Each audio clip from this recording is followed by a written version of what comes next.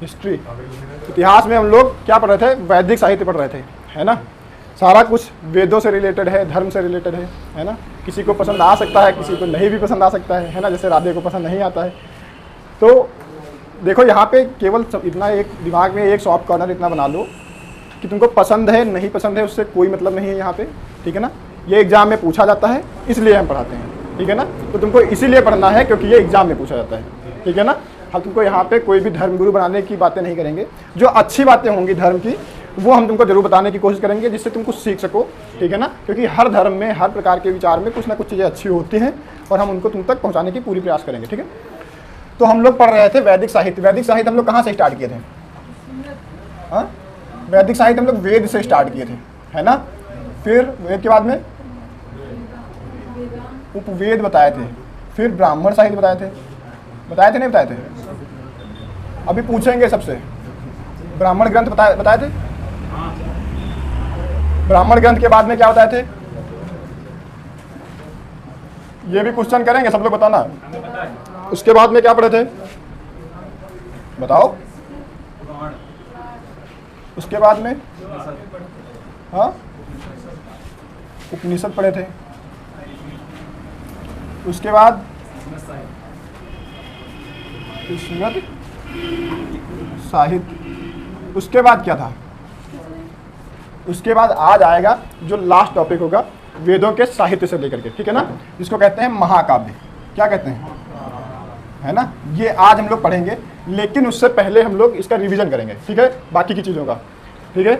करते हैं, पूछते हैं तुम लोगों से कितना याद रह गया है, क्योंकि पढ़ना ही बहुत ज़रूरी नहीं है, जितना पढ़ा उतना याद रहना बहुत ज़रूरी है, ठीक है। पढ़ तो हम बहुत कुछ लेंगे, नहीं पढ़ लेंगे, सब कुछ पढ़ लेंगे, पर याद भी होना ज़रूरी है।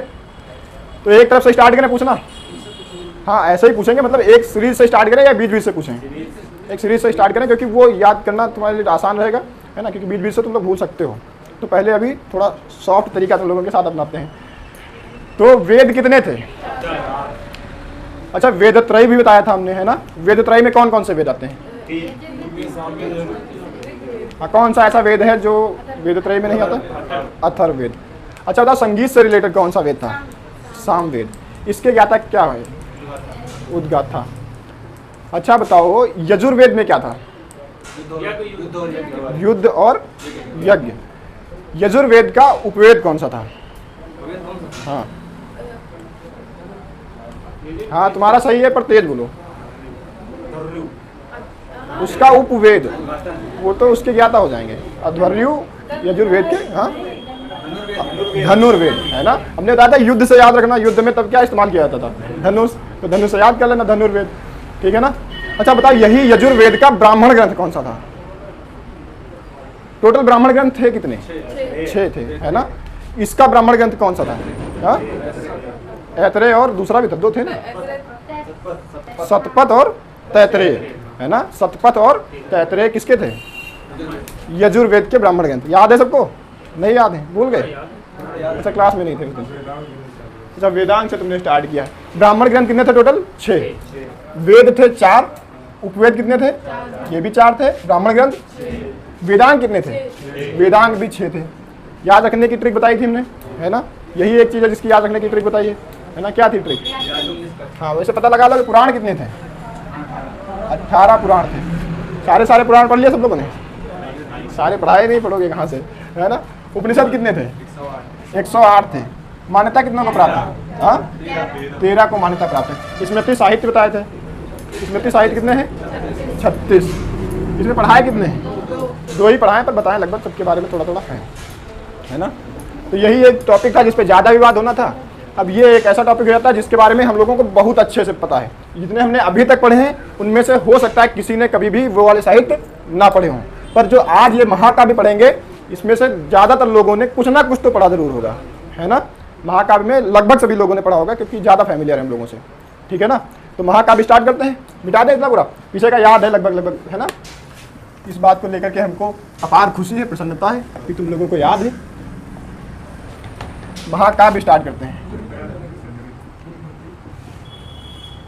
महाकाव्य। अच्छा तुम लोग रिवीजन किया करो तो ऐसे ही बना लिया करो, पूरा एक सीक्वल बना लिया करो, जैसे हमने अभी लिख के तुमसे पूछा ऐसे ही सीक्वल बना के लिख लिया करो, जैसे सीक्वल से हमने तुमको पढ़ाया है। अच्छा लिखते जाओ, फिर उससे रिलेट करते जाओ क्या क्या इसके बारे में बताया है। अच्छा ग्राफ बनाते जाओ, इंजीनियरिंग के स्टूडेंट ज़्यादातर यही करते हैं, है ना। रिवीजन करने के लिए क्या करते हैं, एक सादा पेज ले लेंगे, फिर ऐसे ग्राफ बनाने की कोशिश करते हैं। इसको कहते हैं माइंड मैपिंग करना, है ना। तो वो माइंड मैपिंग ऐसा ही होती है, तुम जो भी तुमको पता है वो सब लिखते जाओ एक जगह पे, ग्राफ बना के, पूरा मत सोचो। उसके बाद में जितना जितना होता है, तुमको जितना पता है उसके बारे में, वो सब कहीं ना कहीं साइड साइड में लिखते जाओ। जो बड़ी बातें हैं उसको दिमाग में ऐसे रिकॉल कर लो, जो लिखने वाली छोटी छोटी बातें हैं उनको ऐसे ही लिख करके कर लो, तो तुमको आसान हो जाएगा। जैसे हमने किया अभी, पढ़ाया इतना 3 दिन में, हमको लगता है पढ़ाया इतना, और एक ही दिन में रिवाइज हो गया पूरा, है ना। और कितना मिला, 3 मिनट लगे होंगे ज़्यादा से ज़्यादा। तो ऐसे तुम लोग रिवाइज कर सकते हो, ये रिवाइज करने का तुम्हारा दूसरा तरीका हो सकता है। तो महाकाव्यों की बात करें, आज से स्टार्ट हो रहे हैं महाकाव्य, आज ही स्टार्ट करके आज ही खत्म कर देते हैं, ज़्यादा लंबा नहीं खींचेंगे। तो महाकाव्य क्या है, बताओ महाकाव्य क्या है। हाँ, ऐसा काव्य जो बहुत बड़ा काव्य हो, है ना, जिसमें बहुत सारी जानकारी लिखी गई हो। काव्य तो जानते ही हो ना, ऐसी रचना जो पद्य में हो, है ना, वो क्या कहलाता है, काव्य कहलाता है। तो बहुत बड़े बड़े जो ग्रंथ लिखे गए होंगे ऐसे, वो महाकाव्य कहलाते हैं। बेसिकली 2 ही सबसे ज़्यादा फेमस है जो हमको पता है। कौन कौन से, कौन कौन से फेमस है। एक तो हमको पता है रामायण, हाँ, एक तो हो गया रामायण, दूसरा महाभारत। कितने लोगों ने दोनों ही पढ़ा है। महाभारत नहीं पढ़ा है, दोनों ही पढ़ा है तुमने, देखा है। हाँ, तो वो भी एक ही बात है ना, क्योंकि देखो सीखने का, साहित्य को सीखने का या किसी भी चीज़ को सीखने का यही तरीका हो सकता है, हिलाओ मत उसको। किसी भी चीज़ को सीखने का यही तरीका हो सकता है, या तो तुम सुन के उसको सीख लो जैसे तुम यहाँ सीखते हो, है ना, या तो तुम पढ़ के सीख लो, वो भी तरीका हो सकता है। किताबें ले आओ उसको पढ़ लो, एक वो तरीका हो सकता है। एक तरीका क्या हो सकता है, तुम विजुअल देख लो, उसका वीडियो अगर बन जाए कैसे भी, तो क्या हो जाएगा, वो भी एक तरीका हो जाएगा सीखने का। तो वो दूसरा वाला तरीका था, तुमने जैसे महाभारत देख ली तो भी तुमने सीखा उससे कुछ ना कुछ, है ना। तो बात करते हैं रामायण। तो रामायण की रचना किसने की है, वाल्मीकि ने की, है ना। रामायण की रचना किसने की, वाल्मीकि ने की। अच्छा, जो हम लोग रामायण पढ़ते हैं ये वो वाली रामायण नहीं है, ये दूसरी वाली रामायण जो, हाँ, हम लोग जो पढ़ते हैं वो रामचरितमानस पढ़ते हैं। ज़्यादातर लोगों को वही पता होती है, रामचरितमानस तुलसीदास जी ने लिखी है ना, जो इसी वाली रामायण पर आधारित है ना, इसी पे बेस्ड है। वो वाली जो लिखी गई है वो किस भाषा में है, रामचरितमानस किस भाषा में है, अवधी भाषा में। और ये वाल्मीकि रामायण ये संस्कृत में है ना, ठीक है ना। तो वाल्मीकि रामायण संस्कृत में है। अच्छा आप बताओ, वाल्मीकि रामायण में भाग कितने हैं, भाग समझते हो ना, कांड, जिसको तुम कांड कहते हो, कांड ही लिख दे, कांड लिख दें, कांड जान जाओगे। हम सोचे तुम लोग कांड नहीं जान पाओगे तभी भाग बोले थे। लेसन जान जाओगे, लेसन, जैसे किसी भी किताब में लेसन होते हैं, चैप्टर, एक ही पता है सुंदरकांड। टोटल कितने हैं, 7 हैं, ठीक है ना। इसमें 7 कांड है। कितने कांड है, 7 कांड है। कौन कौन से हैं पता है किसी को। ये जो कांड तुम बता रहे हो ये सारे रामचरितमानस के हैं, ना कि रामायण के, ठीक है ना। केवल एक ही तुमने बताया है सही सही, वो कौन सा है, तुमने एक ही कांड सही से बताया है जिसका नाम है सुंदरकांड, है ना। कौन सा कांड है, ब्यूटीफुल कांड है, ब्यूटीफुल कांड। चलो ठीक है, ये हो गया ब्यूटीफुल लेसन। दूसरा क्या हो गया, दूसरा एक बताते हैं, एक है युद्ध कांड। कौन सा, युद्ध कांड। रामचरितमानस में इसी को अयोध्या कांड कहा गया, है ना। उसी में सारा युद्ध की सारी बातें हैं लगभग, ठीक है। तो सारे कांड तुमको नहीं बताने वाले, तुमको ये बताने वाले हैं इसमें विशेषता क्या है। इस युद्ध कांड तुमको इसलिए बताएं क्योंकि ये सबसे बड़ा है। क्या है, सबसे बड़ा है, ठीक है ना। युद्ध कांड क्या है, रामायण का सबसे बड़ा कांड है, ठीक है ना, युद्ध कांड। फिर बात करते हैं सुंदर कांड। इसमें क्या है, नहीं मतलब सुंदरता से निकाल लिया उसका अर्थ सुंदर।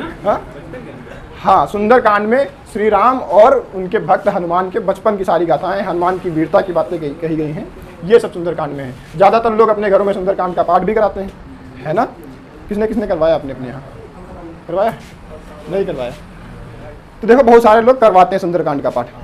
अब यहाँ पे बात आ जाती है करवाना चाहिए या नहीं करवाना चाहिए, है ना। तो वो अपना अपना विचार है। एक विचार ये हो सकता है कि ये सब कथाएं हैं, दंत कथाएं हैं, तो इनको कराने से क्या मतलब। और एक मतलब ये हो सकता है कि जैसे तुम अपने घर में सुंदरकांड का पाठ कराते हो या कोई भी पूजा पाठ करते हो, तो उससे क्या बेनिफिट होता है? उससे मुझे जो लगता है एक बेनिफिट ये है कि जैसे मान लिया तुमने सुंदरकांड का पाठ कराया अपने घर में, ठीक है ना, तो तुम क्या करते हो, उस दिन कोई गलत काम नहीं करते हो, कहते हो चलो छोड़ो आज रहने दो, आज पूजा पाठ है, आज गलत काम नहीं करते हैं। तो वेदों से, पूजा पाठ से या किसी भी धार्मिक चीज़ से लेकर के एक तो परमानेंट तुरंत का तुरंत प्रत्यक्ष दिख ही जाता है फ़ायदा ये कि कम से कम जिस दिन तुम पूजा पाठ करते हो उस दिन तो गलत काम नहीं करते हो। जैसे क्या होता है, ज़्यादा तो लोग मांसाहार का सेवन करते हैं, है ना, मांस खाते हैं, पर जैसे ही नवरात्र आ जाते हैं, है ना, नवरात्र भर छोड़ देते हैं, कहते हैं कि नवरात्र भर नहीं खाएंगे, उसके बाद फिर खाएंगे, है ना। तो इतना तो कम से कम बेनिफिट मिलता है कि इंस्टेंट यही तो दिखता है, कम से कम इतना तो दिख ही जाता है कि सुंदरकांड का पाठ हो रहा है घर में, तो तुम सोचोगे कि कम से कम आज तो कोई पाप ना ही करें। तो ये इतना ये हमको फ़ायदा मिल जाता है पूजा पाठ से, है ना। बाकी लॉन्ग टर्म में कोई फ़ायदा है या नहीं है इसके बारे में मुझे कोई विशेष जानकारी नहीं है, इतने बड़े में ज्ञाता नहीं है ना, पर इंस्टेंट फ़ायदा होता है। तो जिसको पसंद है वो कर सकता है, जो नहीं पसंद है वो ना करे, ठीक है ना। तो टोटल कितने कांड है इसमें? 7 कांड है, ठीक है ना। इसमें सुंदरकांड को इसकी ज़्यादा चर्चा रहती है, सबसे फेमस यही रहता है, और बाकी युद्ध कांड जो है इसका सबसे बड़ा कांड है। तो रामायण की रचना किसने की है? वाल्मीकि ने रामायण की रचना की है। तो ये हो गया एक हमारा महाकाव्य, ठीक है ना। एक महाकाव्य हमारा ये हो गया रामायण। दूसरा महाकाव्य कौन सा है? महाभारत। महाभारत की रचना किसने की? वेद व्यास ने, ठीक है ना। महाभारत की रचना किसने की? वेद व्यास ने। अच्छा, इसमें क्या है, ये किस भाषा में लिखा गया होगा? महाभारत किस भाषा में लिखा गया? ये भी संस्कृत में लिखा गया। किस भाषा में लिखा गया है? संस्कृत में लिखा गया है। अब बात करते हैं महाभारत की। तो महाभारत एक प्रकार का युद्ध है, ठीक है ना। क्या है महाभारत? युद्ध है। कहा जाता है, महाभारत में खुद कहा गया है कि ये अब तक का दुनिया का सबसे बड़ा युद्ध है। पृथ्वी पर जितने भी युद्ध हुए हैं उनमें से सबसे बड़ा होने वाला युद्ध कौन सा है? महाभारत है। किसी को पता है ये युद्ध कितने दिनों तक चला था? किसी को जानकारी है? बताओ। ये युद्ध 18 दिनों तक चला था। कब तक चला था? युद्ध 18 दिनों तक चला था। हाँ क्या महाभारत? हाँ 18। बड़ा इसलिए कहते हैं कि ये बहुत भीषण था, इसमें बहुत सारे लोग मरे थे, है ना, बहुत भीषण था इसलिए, ठीक है ना। हाँ बिना नहीं, युद्ध के नियम होते थे, ऐसा थोड़ी ना चलता था कि जैसे अभी हाँ रात में भी चलेगा, सीज फायर का भी उल्लंघन हो जाएगा, है ना, ऐसा कुछ नहीं होता। सही करो इसको, थोड़ा वीडियो ही लिया ये। ऐसा नहीं होता था जैसे अभी होता है, वैसा नहीं होता था। हाँ हाँ, उसमें देखो नियम कानून होते थे, युद्ध के भी नियम होते थे। हमने तुमको बताया ना, पीछे अभी पढ़ाया था यजुर्वेद के बारे में, तो हमने यही तो बताया था कि उसमें युद्ध के सारे नियम लिखे गए हैं, युद्ध की टेक्निक लिखी गई सारी कुछ, उसमें ये सब नियम फॉलो होते थे। आज की तरह खच्चरों की तरह थोड़ी ना लड़ते थे, तरीके होते थे, है ना। उसमें क्या होता था, सूर्योदय से युद्ध स्टार्ट होता था और सूर्यास्त पे बंद हो जाता था, और रात में तुम लड़ाई नहीं कर सकते थे। ये अगर रात में करते तो वो अधर्म माना जाता था, है ना। तो धर्म के हिसाब से, अधर्म की भी लड़ाई तुमको धर्म के हिसाब से ही लड़नी पड़ती थी, है ना। यही सारी चीजें होती थी। तो उसमें क्या था, जब सूर्योदय हो जाता था तो शंखनाद किया जाता था। जैसे घंटा बजाते हो, स्कूल में घंटा बजता है कि चलो सब लोग दौड़ो, पहुंच जाओ स्कूल में, क्लास में पहुंच जाओ, तो घंटा बजता है। वैसे क्या किया जाता था, शंखनाद किया जाता था कि चलो सब लोग तैयार हो जाओ, है ना। तो सब लोग आ जाते थे मैदान में। फिर जैसे ही सूर्यास्त होता था तुरंत शंखनाद होता था और सब लोग वापस। उसके बाद में तुम हमला नहीं कर सकते थे। तो ये युद्ध का नियम होता था। ऐसे ही करके ये युद्ध कितने दिनों तक चला? 18 दिनों तक। और इस युद्ध में सबसे ज़्यादा लोग मारे गए हैं, है ना। करोड़ों में कहते हैं, बहुत कितने 17 करोड़ सेना कितनी थी, ऐसे बहुत बड़ी थी सेना, है ना। बहुत सारे लोग मारे गए थे इसमें, ठीक है ना। तो हर दिन को अलग अलग चैप्टर में लिखा गया। जितना एक दिन में जो भी घटना हुई उसको अलग अलग लिख दिया गया। उन्हीं सारी घटनाओं को कहा गया पर्व। क्या कहा गया? पर्व। क्या कहा गया? पर्व। तो महाभारत में टोटल कितने पर्व होंगे? 18 पर्व हो जाएंगे, क्योंकि हर एक दिन में क्या है? एक पर्व है ना। पर्व मतलब क्या? यही वो वाला भाग जिसको तुम भाग कह रहे थे, कांड कह रहे थे, लेसन कह रहे थे, चैप्टर कह रहे थे, वही क्या है? ये हर रोज का एक अलग अलग चैप्टर बना के लिख दिया गया, जिसको क्या कहा गया? पर्व। तो टोटल कितने पर्व हो गए? 18 पर्व हो गए, ठीक है ना। तो क्या तुम 18 के 18 पर्व पढ़ोगे? पूरी महाभारत पढ़ाएं? नहीं। इसी में से एक पर्व है जिसको कहते हैं भीष्म पर्व। उसके बारे में बता देते हैं क्योंकि वो चर्चा का विषय है। भीष्म पर्व, इसमें क्या है? भीष्म पर्व में भीष्म पितामह है। देखो यही वो पर्व है जिसको तुम गीता के नाम से जानते हो। ये वही वाला चैप्टर है जिसमें गीता सुनाई गई थी। गीता क्या है किसी को पता है? गीता नहीं पता किसी को? नहीं जानते गीता क्या है? हाँ, सभी समस्याओं का हल। तुम्हारे हिसाब से क्या है? अच्छा, गीता का निर्माण इसलिए किया गया था, भीष्म पर्व इसलिए लिखा गया था कि आगे चल के कोर्ट में कसम खिलाई जा सके। ठीक है, देखो कसम क्यों खिलाई जाती है इसका भी लॉजिक है ना। किसी ने कहा है कि जो जितना ज़्यादा कसम खाता है उसकी वास्तविकता यह है कि वो उतना ही ज़्यादा झूठ बोलता है ना। तो कसम इसलिए खिलाई जाती है कि तुमको एक डर होना चाहिए। कसम का किसी ने जिसने भी बनाया होगा सबसे पहले उसने एक डर के रूप में बनाया होगा कि तुम इसके वजह से झूठ ना बोलो। पहले धर्म चलाए जाते थे इसके आधार पे कि तुम कुछ भी झूठ बोलोगे या पाप करोगे तो तुम्हारे धर्म के हिसाब से तुमको दंड मिलेगा। धर्म इसीलिए तो बनाया गया था, है ना। तो ये बनाया गया था कि अगर तुम कुछ भी झूठ बोलोगे या पाप करोगे वो अधर्म हो जाएगा और अधर्म का दंड मिलता है ना। वैसे ही कसम का सिस्टम बना दिया गया, कहा कि अब तुम धर्म को ज़्यादा फॉलो नहीं कर रहे हो, कसम खाओ, है ना। कसम अगर तुमने झूठी खा दी तो तुम निपट जाओगे, है ना। कसम झूठी तो तुम भस्म, ठीक है ना। तो वैसे ही कहा गया कि सनातन में माना गया कि जो गीता है क्या है, गीता सबसे पवित्र पुस्तक है ना। इसी को कहते हैं भगवत गीता, ठीक है ना। तो भीष्म पर्व में लिखा गया भगवत गीता, इसको मानते हैं सनातन धर्म की सबसे पवित्र पुस्तक। और देखो धर्म पे लोग आंख बंद करके विश्वास कर लेते हैं, है ना। तो इस पे भी विश्वास कर लेते हैं और कहते हैं कि धर्म के साथ में तुमने कुछ भी अन्याय किया तो तुमको नरक भोगना पड़ेगा। और नरक से सबको डर लगता है, ऐसा है कोई जिसको ना लगता हो? नहीं लगता है। तो ऐसे ही क्या करते हैं, गीता पे हाथ रखवा के कसम खिला देते हैं कि अगर तुम तो अगर गीता पे हाथ रख के कसम खा रहे हो मतलब तुम अपने स्वयं देवता से झूठ बोल रहे हो, है ना, अपने धर्म से झूठ बोल रहे हो। तो इसलिए कसम खिलवा देते हैं कि चलो ठीक है, गीता है तुम्हारी सबसे पवित्र पुस्तक ये है, तुम इनको मानते हो तो तुम इनकी कसम खा जाओ, है ना। जैसे क्या होता है कि जो तुम्हारा सबसे चहीता होता है तुम उसकी कसम नहीं खाते, है ना, क्योंकि तुम्हें उसको खोने का डर रहता है। वैसे ही धर्म के हिसाब से उनके धर्म ग्रंथ सबसे चहीते होते हैं तो वो उनकी कसम खिला देते हैं। ऐसा नहीं है केवल गीता पे ही कसम खिलाई जाती है, कुरान पे भी कसम खिलाई जाती है, बाइबिल पे भी कसम खिलाई जाती है। जो जिस धर्म को फॉलो करने वाला होता है उससे, हाँ, जो जिस धर्म के फॉलो करने वाला होता है उसको उसी धर्म के धर्म ग्रंथ से कसम खिलवाई जाती है ना।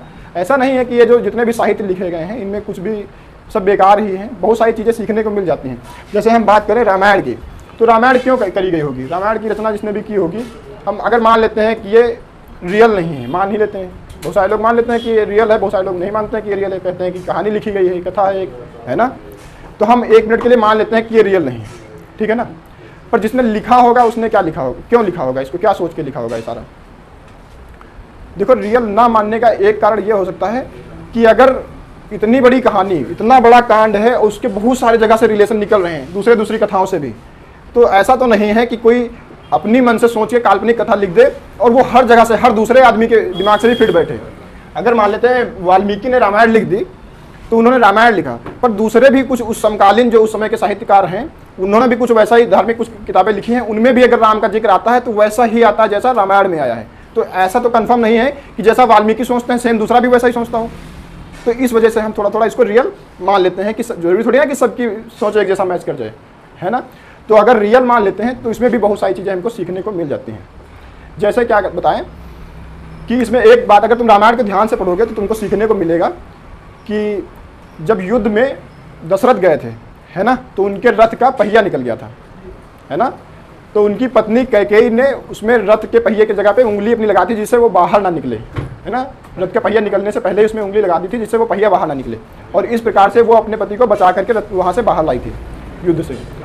तो ऐसे में क्या हुआ था, जब दशरथ को होश आया उन्होंने अपनी पत्नी कैकेयी को वरदान दे दिया था, कहा था कि तुम, हम वचन दे दिया, कहा कि तुम जो भी कुछ हमसे जब भी मांगोगी, है ना, वो तुम्हारी इच्छा हम पूरी करेंगे, चाहो तो आज मांग लो और चाहे भविष्य में तुमको जब कभी जरूरत पड़े तो मांग लेना। अब तुमको इससे क्या सीख मिल सकती है? देखो दशरथ के इस वरदान की वजह से ही राम को वनवास हुआ, है ना, और राम के वनवास की वजह से ही दशरथ की मृत्यु, है ना। तो इससे तुम आज क्या सीख सकते हो?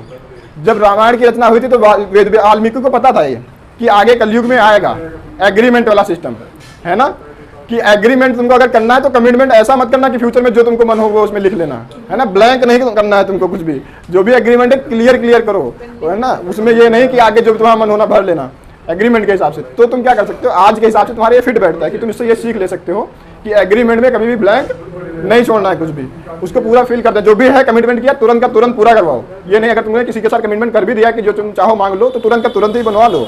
ये नहीं कि बाद में लेना, है ना। और हाँ, पेंडिंग में पड़ा रहे, बाद में सोचो कि बाद में दे देंगे। और स्त्रियों से तो बिल्कुल मत करना, है ना। वो सोच के बैठेंगे जिस दिन सही मौका मिलेगा उसी का फायदा उठाएंगे, तो तुम्हारा नुकसान हो सकता है इस प्रकार से, है ना। तो बहुत सारी चीज़ें इससे सीखने को मिल जाती हैं। जैसे तो अपने हिसाब से, ये तो तुम्हारे हिसाब का भी मान लेते हैं, अगर नहीं है तो तुम अपने स्टूडेंट होने के हिसाब से क्या सीख सकते हो रामायण से।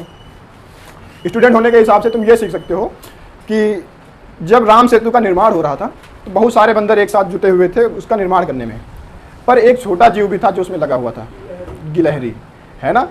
अब गिलहरी क्या कर रही थी, अपनी पूंछ में रेत लगा करके उसमें समुद्र में वो डाल रही थी बार बार। अब वो बंदर के आगे आ जा रही थी बार बार, बंदर बड़े बड़े पत्थर लेकर के आ रहे थे, वो पूंछ में रेत लेकर के जा रही थी। सोच रही थी हम रेत से थोड़ा बहुत मदद कर देंगे, जो कुछ मुझसे मदद हो पाएगी, है ना। बड़े बड़े बंदर लोग बड़े बड़े पत्थर लेकर के आ रहे थे, वो लगा रहे थे उसमें, तो वो बार बार सामने आ जा रही थी। तो बंदरों को समस्या हो रही थी कि ये कहीं दब ना जाए या ऐसे। तो एक बंदर ने क्या किया, उठा के फेंक दिया, हटो साइड में, है, बीच बीच में कूद रहे हो आगे आगे। तो वो गिरी जा करके राम के पास और उसको चोट लग गई। तो श्री राम ने उसको उठाया और उसको सहला दिया। तो धार्मिक ग्रंथ ये कहते हैं कि जो गिलहरी के ऊपर 3 उंगलियां बनी हुई, ऐसे लाइन बनी हुई हैं, वो राम के द्वारा फेरी गई उंगलियां हैं, है ना, ऐसे बताया गया। अब इससे तुमको क्या सीखने को मिलता है कि इतने बड़े काम में तुमको ये नहीं देखना है कि तुमने क्या किया, तुम ये देखो तुम क्या कर सकते थे, है ना। ये मत सोचो कि इतना बड़ा क्या काम है। गिलहरी सोच ले कि मुझे कि हम क्या ही कर सकते हैं, इतना बड़ा सेतु बनेगा, वो रेत ला करके कैसे उसमें क्या योगदान देगी। तो यही अगर तुम सोच लोगे तो तुम करोगे ही नहीं कुछ, है ना। तुम ये मत सोचो कि तुम क्या करोगे, कर रहे हो या तुमने क्या किया, तुम ये सोचो कि तुम क्या कर सकते थे, है ना। जितना तुमसे हो सकता है तुम उतना प्रयास करो। तुम पढ़ते हो, तुम नहीं, तुमको 8 घंटे पढ़ने की हैबिट है, 10 घंटे पढ़ने की हैबिट है, तुम 2 घंटे पढ़ सकते हो, उतना करो, उतना तो कम से कम करो। उसमें तुम क्यों करते हो कि ये भी नहीं कर सकते। ऐसा तो तुम कर ही सकते हो ना, 2 घंटे तो टाइम निकाल ही सकते हो दिन भर का, कितना भी बिजी हो, नहीं मिलेगा टाइम, तो 2 घंटे का टाइम तो निकाल सकते हो अपने लिए। तो जितना तुम कर सकते हो उतना तुम करो ना, जरूरी थोड़ी ना है कि जितना सब करते हैं उतना करो। अब वो नहीं उठा सकती बंदरों के जितना बड़ा बड़ा पत्थर, तो क्या वो काम ही करना बंद कर दे, नहीं ना। तो ऐसे बहुत सारी चीज़ें सीखने को मिल जाती हैं।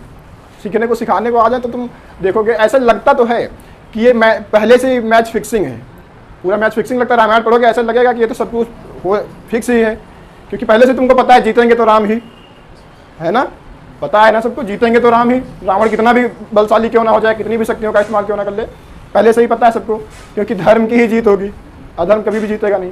पर फिर भी हाँ नहीं, हम पहले ही बता दिए थे इसके लिए थोड़ा, है ना। तो हम सीखने के हिसाब से बता रहे हैं ना कि क्या क्या सीख सकते हो।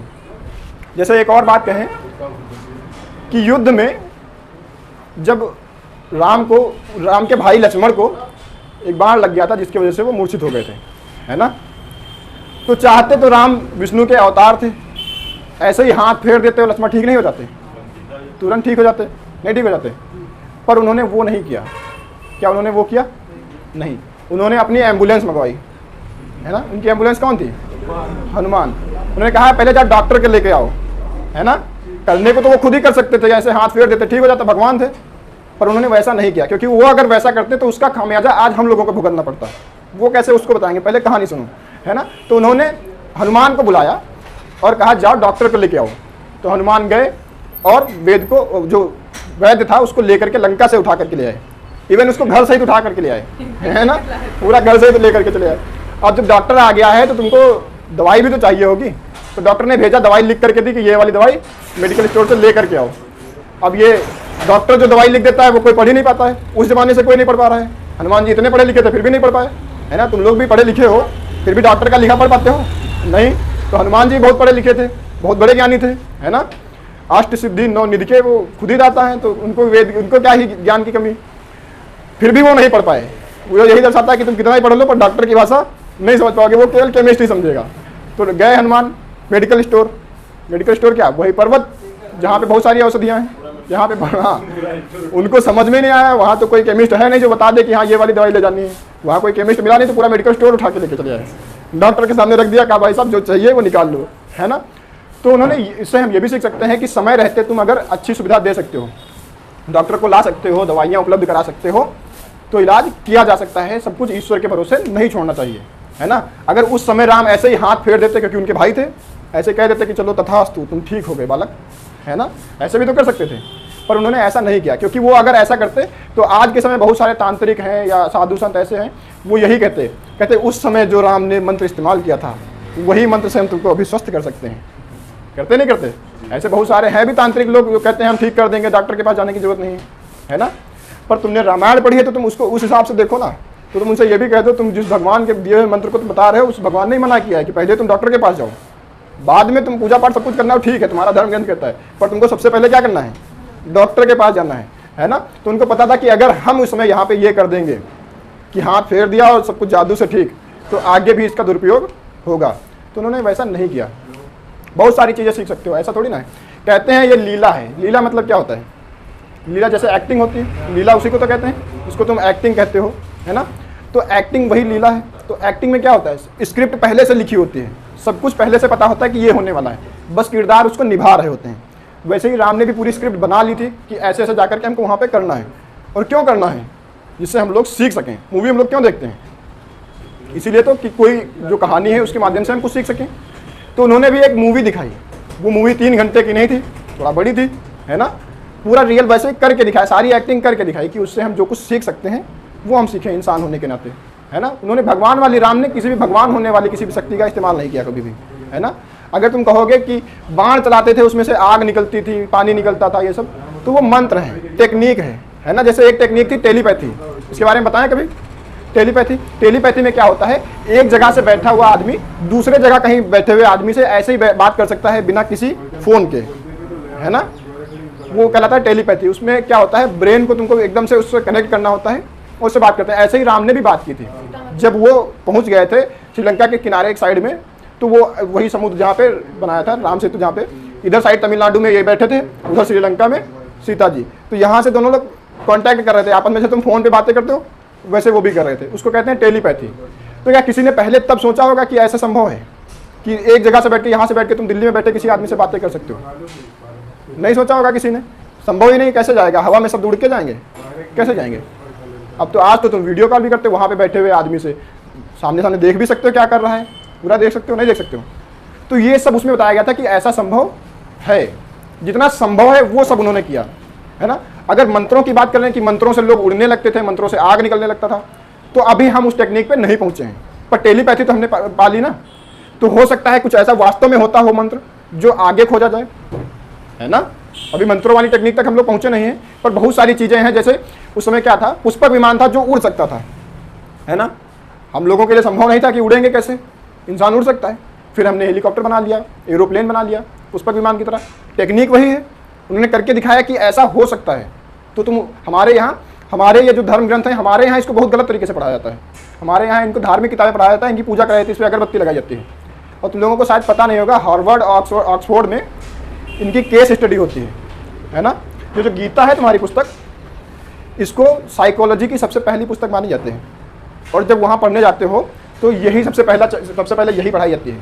ऑक्सफोर्ड में, हार्वर्ड में जाओगे, हाँ, ये एक बुक है वहाँ पे, है ना। साइकोलॉजी वाले स्टूडेंट को ये गीता पढ़ाई जाती है, और हमारे यहाँ इस पर रख के कसम खिलाई जाती है ना। तो है हमारा, ऐसा नहीं है कि ये खराब। अगर खराब होता तो इतने बड़े बड़े यूनिवर्सिटीज़ को नहीं पढ़ाते। साइकोलॉजी की बहुत अच्छी बातें इसमें लिखी गई हैं। सबसे बेस माना गया साइकोलॉजी का, जितने भी साइकोलॉजी पे जितनी भी बुक लिखी गई हैं उसका बेस गीता को माना गया है ना। पर हम लोग क्या करते हैं? पूजा करते हैं, इसकी अगरबत्ती लगाएंगे, पूजा करेंगे, पर उसका केस स्टडी नहीं करेंगे, है ना। वैसे ही रामायण का भी ले लिया जाए तो रामायण का भी केस स्टडी, जैसे अभी हम तुमको बता रहे हैं, सोचने का एक तरीका ये हो सकता है। तो वैसे अगर हम लोग पहले से इसको सोचे होते, हम लोगों को गुलाम बना दिया गया। 200 सालों तक अंग्रेजों का गुलाम रहे, उन्होंने भर दिया हमको इस प्रकार से कि हम अपने ही धर्म के खिलाफ दृढ़ा कर बैठे हैं, हमको अपने ही धर्म से नफरत होने लगी है। उन्होंने भरा है, 200 सालों तक शासन किया उन्होंने। 200 सालों में लगभग 4 पीढ़ियाँ लगती हैं।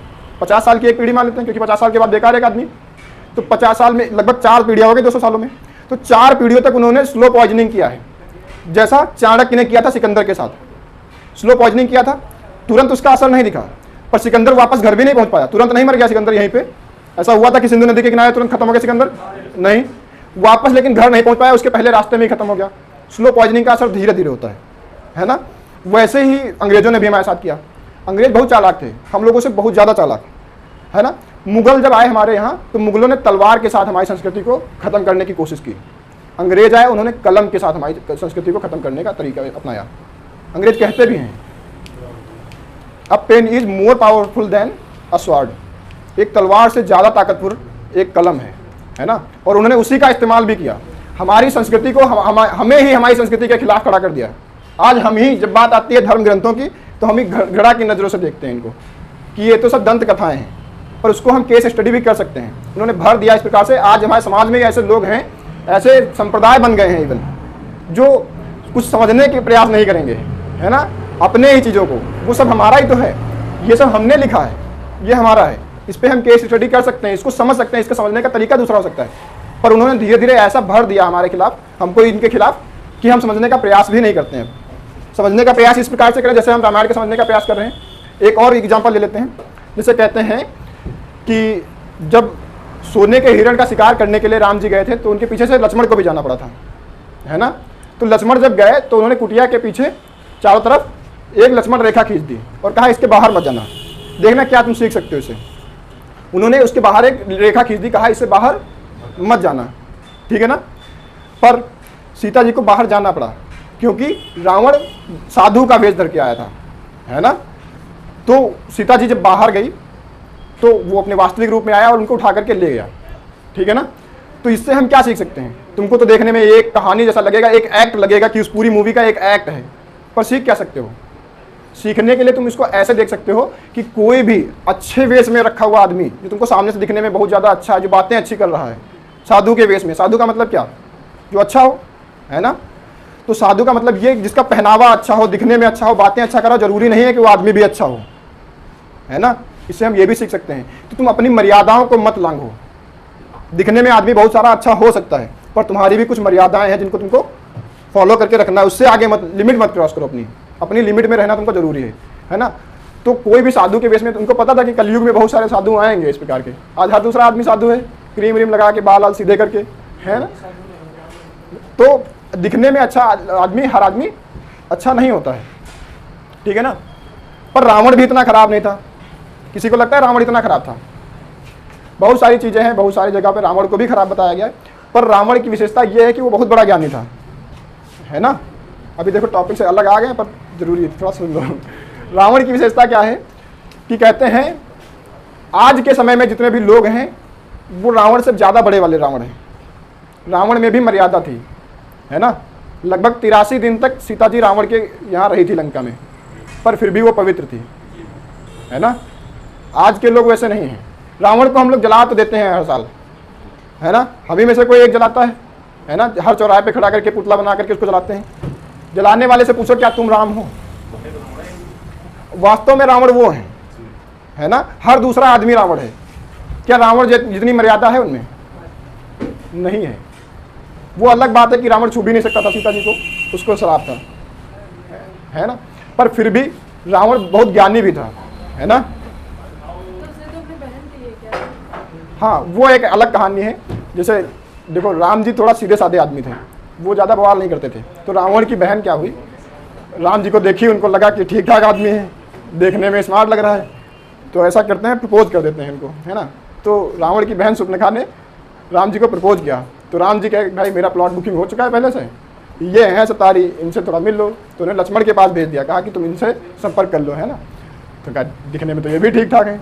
तो वो गए लक्ष्मण को प्रपोज कर दिया, और लक्ष्मण गुस्सा में नाक ही काट दिया उसकी, है ना। ये तब से चला आ रहा है। आज भी लड़कियां लड़कों को प्रपोज करने से डरती हैं, इसी वजह से कि कहीं नाक ना काट दें, है ना। और लड़के डरते हैं कि कहीं सैंडल ना मार दें, है ना। तो ये मजाक की बात है। तो चीज़ें हम सीख सकते हैं बहुत सारी चीज़ों से, है ना। ऐसा थोड़ी ना कि जो भी धर्म ग्रंथ लिखे गए हैं या साहित्य जो भी है उसको गलत तरीके से लोगे तो हर चीज़ में कुछ ना कुछ बुराई निकलेगी। पर उसको तुम सही तरीके से उसको समझने के, तुम उसको कहानी में समझो, एक केस स्टडी बनाओ उस पर, उसको समझने का तरीका तुम अपना निकालो, जिस प्रकार से भी तुम समझ सकते हो उसको, है ना। तुम रामायण को तुम अपने यहाँ पाठ करवा के, वैसे नहीं कि पूजा करा दिए, पाठ करा दिया, अवधि में बोल रहे हैं, अवधि किसी को समझ में पूरी नहीं आती होगी। बहुत सारी चीज़ें होंगी, एक दो श्लोक समझ में आते होंगे, जो चौपाई हैं, कुछ भी छंद हैं, पर सारा नहीं समझ में आता होगा।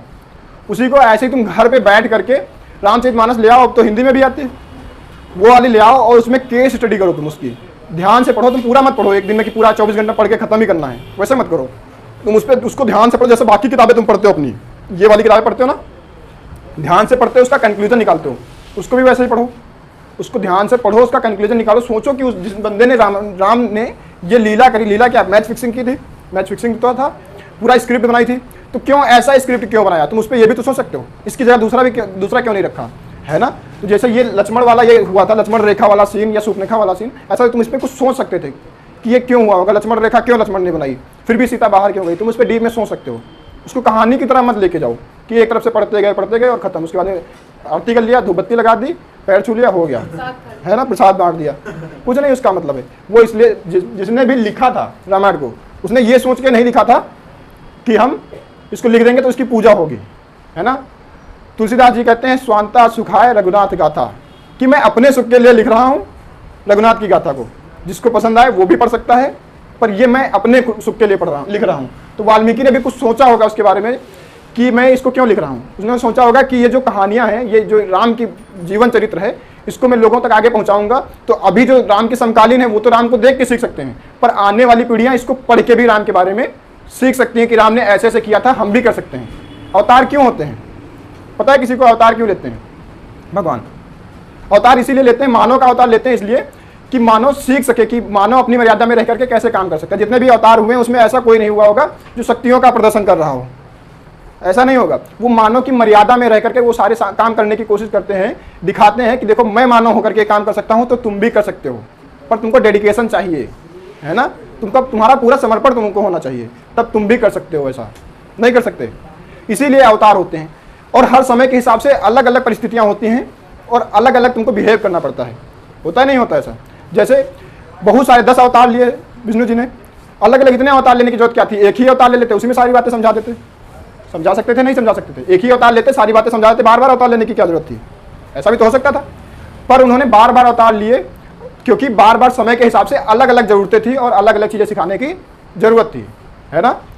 जैसे परशुराम का जब जन्म हुआ होगा तब उस समय इंसान में क्रोध का होना जरूरी रहा होगा, तो उनमें क्रोध दिखाया उन्होंने। जब राम का जन्म हुआ उस समय लोगों को मर्यादा सिखाने की जरूरत पड़ी होगी कि इंसानों की भी कुछ मर्यादाएं होती है, उस मर्यादा से ऊपर नहीं जाना चाहिए, तो उन्होंने मर्यादा सिखाया।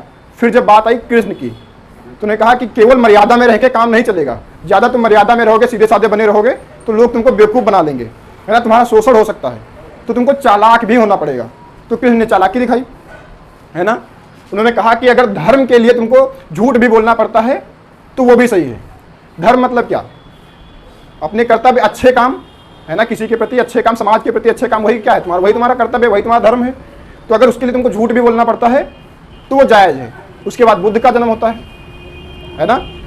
कह दिया कि तुम चालाक भी ठीक हो, क्रोध भी ठीक है, तुम्हारे अंदर ताकत भी ठीक है, सब कुछ ठीक है, तुम्हारे पास बहुत सारा ज्ञान आ गया है ना, तुमने गीता का, क्योंकि कृष्ण ने गीता लिख दिया, बहुत बड़े ज्ञानी हो गए, तुम गीता लिख दिया, अब तुम्हारी बारी है कि लोगों तक ज्ञान पहुंचाओ, है ना।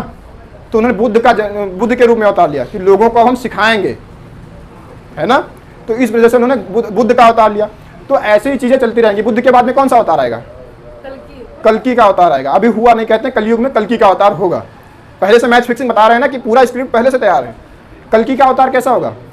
वो कह रहे हैं अगर बुद्ध की बातें भी तुमको समझ में नहीं आ रही हैं, बुद्ध क्या कहते हैं कि तुमको जीवों पर दया करनी है, हत्या नहीं करनी, बहुत सारी चीजें बताते हैं, अच्छी बातें, ज्ञान की सारी बातें। वो क्या करते हैं? नॉलेज को स्प्रेड करते हैं, पूरा ज्ञान का प्रकाश फैलाते हैं पूरे समाज में। लाइट ऑफ एशिया कहा जाता है उनको। पूरा ज्ञान प्रकाशित करते हैं, ज्ञान से सबको प्रकाशित करते हैं। यही कहा कि जितने भी अवतार हमने ले लिए हैं उनसे क्या तुमको सीख सकते थे, क्या क्या कर सकते थे, वो सारी चीजें बुद्ध सिखाते हैं, है ना। अब कहते हैं फिर भी अगर तुम नहीं सीख रहे हो तो अब लास्ट हमारे पास यही ऑप्शन बचता है कि तुम सबका अंत कर दिया जाए। जो अच्छे बचेंगे केवल वही रहेंगे इस धरती पर। तो कहते हैं कल्कि का अवतार जब होगा तो जितने भी झूठ बोलने वाले, पाप करने वाले, उन सब का वो नाश कर देगा। हाँ, ये सारे मार दिए जाएंगे, जो भी झूठ बोलेगा, जो भी पाप करेगा, वो सब मार दिए जाएंगे। कल्कि के अवतार में ये बताया गया है। तो जब तुम इतना सब कुछ होने के बावजूद भी नहीं सीख पाओगे तब तुम्हारा विनाश होना निश्चित है। तुम्हारी सभ्यता पे तुम्हें गर्व करना चाहिए। ये मत सोचो कि हमारी सभ्यता कैसी है, उस पर तुमको भरा गया है, उसके खिलाफ भड़काया गया है। बुद्ध इतनी अच्छी बातें करते थे और एक संप्रदाय है जो बुद्ध को ही फॉलो करता है, पर फिर भी ये सारी बातें समझने की कोशिश नहीं करता। बुद्ध केवल ज्ञान की बातें करते हैं, कहते हैं कि तुम सीखो, चीज़ों को सीखो, केवल सिखाने पर ध्यान देते हैं। पर उसी संप्रदाय में कुछ लोग ऐसे हैं जो एक धारा के विचार के प्रति कट्टर बनाने की बात करते हैं। कट्टर में क्या होता है? एक ही विचारधारा को तुम फॉलो करोगे, दूसरों को सुनोगे ही नहीं। तो कहाँ से सही है? तुम बुद्ध को फॉलो कर रहे हो। कहाँ से तुम बुद्ध को फॉलो कर रहे हो? ये अंग्रेज सिखा करके तुमको गए हैं, स्लो पॉइजनिंग किया है तुम्हारे अंदर, है ना। उसी का असर ये तुमको आज दिख रहा है, जो तुम्हारे समाज में तुम्हारे ही खिलाफ तुमको भड़काता है। तो ऐसे तुम चीज़ों से सीख सकते हो। तो ऐसे क्या थे, ये महाकाव्य थे, ठीक है ना। तो 2 ही महाकाव्य हैं फेमस, जिनके बारे में हमने तुमको बता दिया। एक था रामायण, जिसकी रचना किसने की, वाल्मीकि ने, ठीक है ना। और दूसरी महाभारत, महाभारत की रचना वेद व्यास ने की। इसमें क्या था, वेद व्यास, इसमें भी देखो अलग अलग पर्व हैं जिनको अलग अलग दिन के हिसाब से डिवाइड किया गया है। हर दिन के लिए अलग अलग पर्व बना दिया गया है, जिसको तुम कांड कह सकते हो, चैप्टर कह सकते हो, लेसन कह सकते हो, भाग कह सकते हो, जो भी कहो, पर इस महाभारत में इसको पर्व कहा गया है, ठीक है ना। तो इस ऐसे कुल मिलाकर के 18 पर्व हुए हैं, ठीक है ना। हर दिन का अलग पर्व, जिनमें से एक पर्व है भीष्म पर्व, जिसमें गीता की रचना की गई है, ठीक है ना, गीता सुनाया गया जिसमें।